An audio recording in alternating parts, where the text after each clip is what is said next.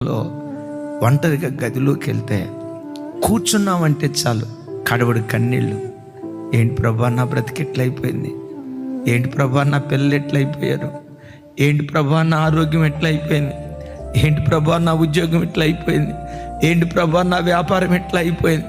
ఏదో జీవితంలో కలలు కన్నానయ్యా, ఓ మంచి స్థితికి వెళ్తానని ఏవేవో కలలు కన్నానయ్యా, నా కలలన్నీ బ్రతుకులో కలలైపోయాయని ఈ రాత్రి వాక్యం వింటున్న తమ్ముడా, నీ గుండెల్లో దుఃఖ సముద్రం గూడు కట్టుకుని ఉందేమో.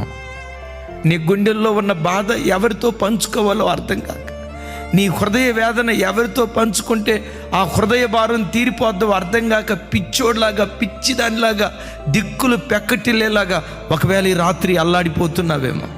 భర్తకి చెప్పుకోలేక, భార్యకి చెప్పుకోలేక, కడుపును పుట్టిన పిల్లలకు చెప్పుకోలేక లోపల కుమిలిపోతూ ఆ దుఃఖాన్ని